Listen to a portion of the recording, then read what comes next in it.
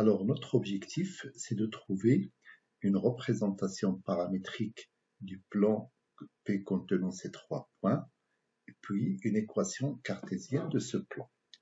Alors, la première chose, la première question qu'il faudra se poser, est-ce que ces points ABC sont alignés ou bien ils ne le sont pas? Parce que si les 3 points sont alignés, enfin déjà, on voit bien qu'ils ne sont pas confondus.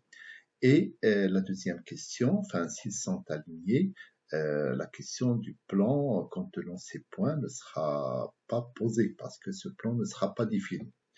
Donc la première chose pour voir si ces 3 points sont alignés, on va former le vecteur AB. Donc le vecteur AB, ça va être le vecteur de coordonnées 5, moins 5, 1. Et puis après, le vecteur AC, qui sera le vecteur de coordonnées, donc 3, 2 et moins 5. Alors, on voit de manière évidente que ces deux vecteurs ne sont pas collinéaires, parce que leurs coordonnées ne sont pas proportionnelles, ne sont pas collinéaires.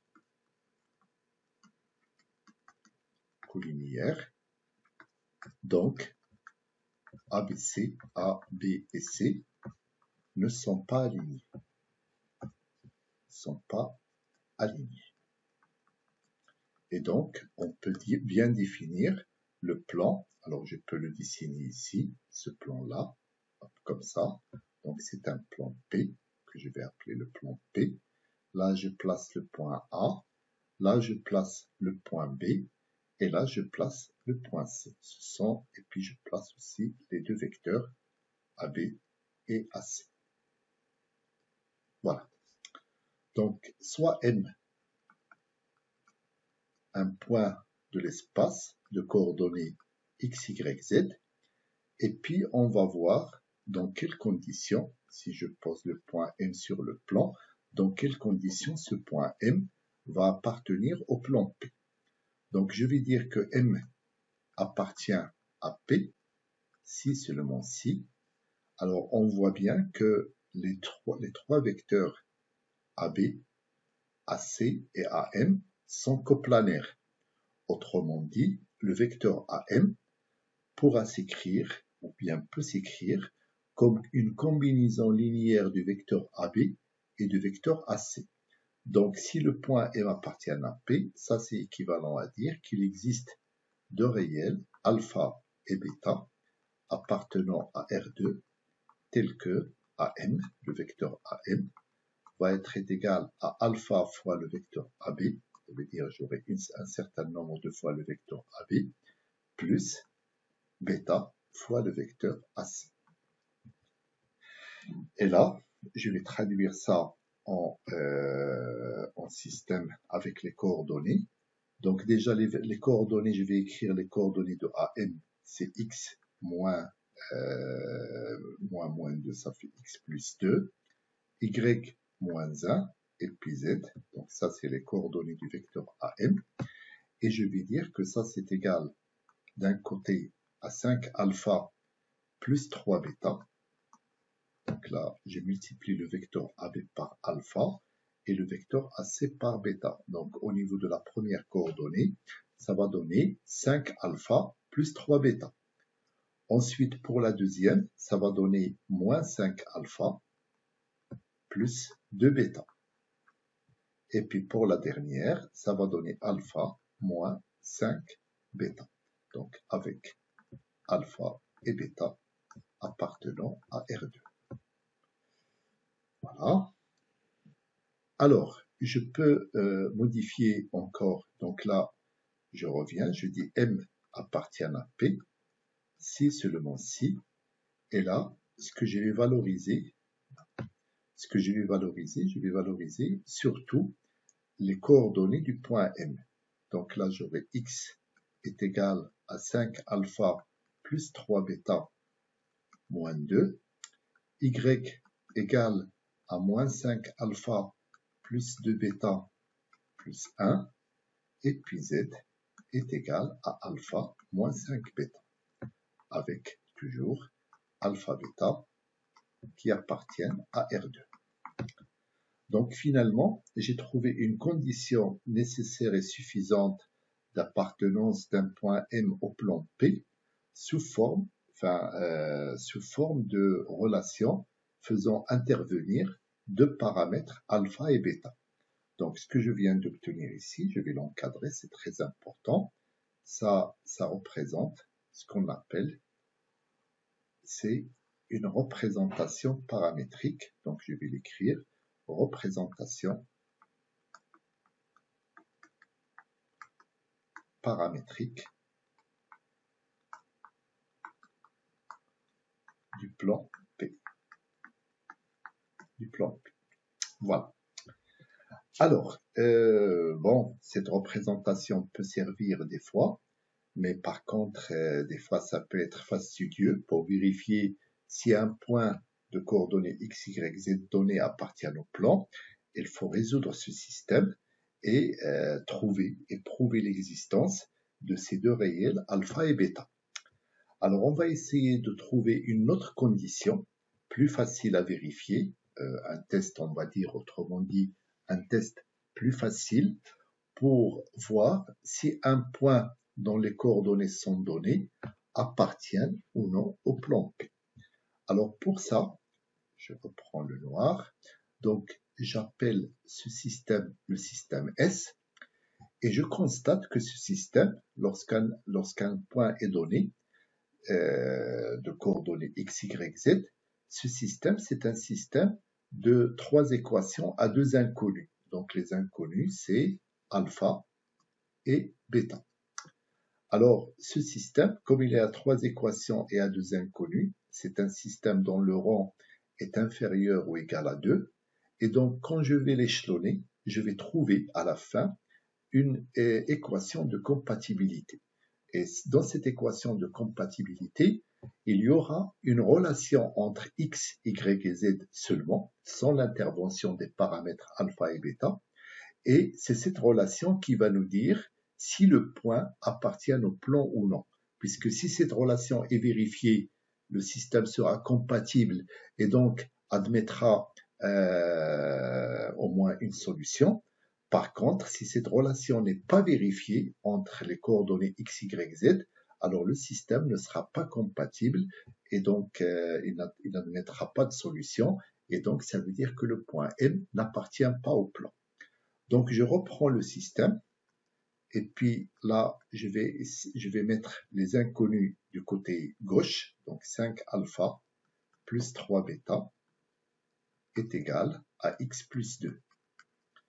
Et puis moins 5 alpha plus 2 bêta égale à y moins 1. Et puis alpha moins 5 bêta égale à z. Et donc je vais échelonner ce système pour trouver cette fameuse relation de compatibilité. Alors, pour l'échelonner, je peux rester sur ce pivot-là, 5 alpha, et du coup, la ligne 2, je vais la remplacer par la ligne 2 plus la ligne 1. Alors, j'aurai 5 alpha plus 3 bêta,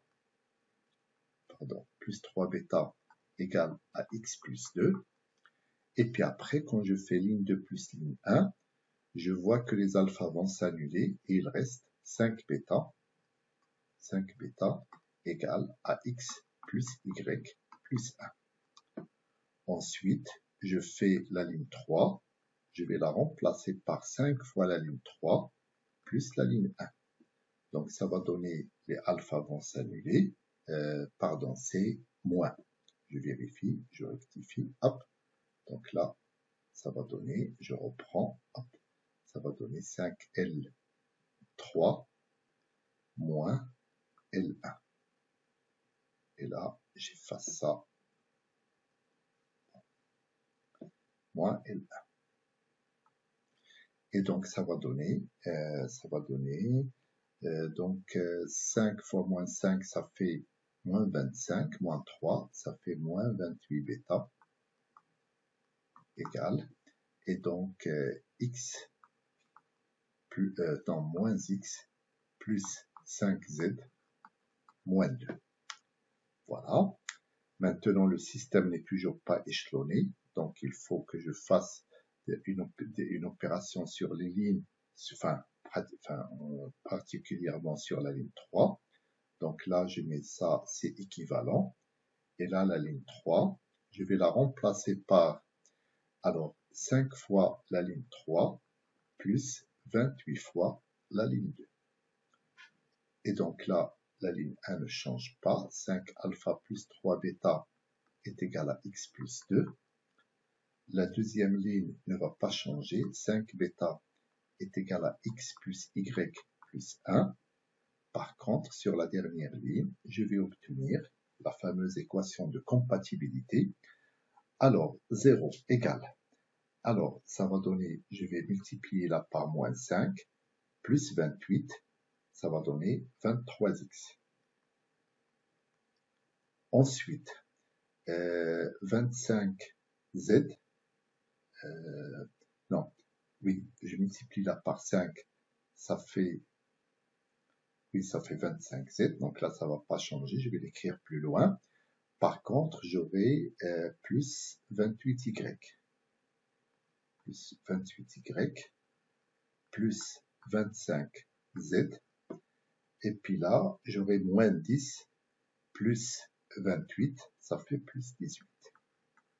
Et donc, voilà notre relation de compatibilité.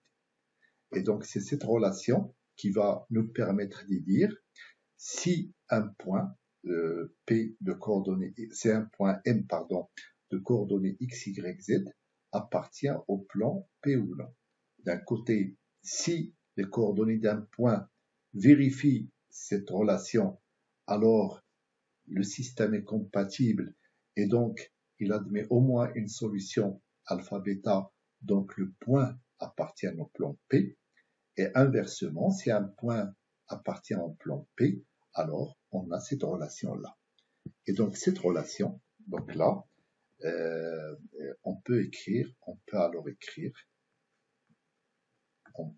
alors écrire que P, ça veut dire le plan P, a pour équation 23x plus 28y plus 25z plus 18 égale 0. Et cette relation, je vais l'encadrer.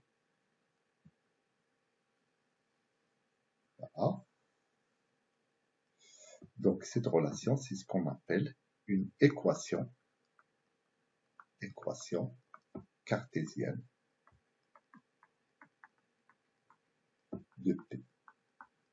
Alors bien sûr, on dit c'est une équation cartésienne parce qu'il n'est pas unique, parce que chaque fois qu'on va multiplier les deux membres de l'égalité par un certain nombre, on va obtenir une nouvelle équation, une nouvelle relation, mais ça sera toujours une relation caractéristique et ça sera toujours une équation cartésienne de plan P.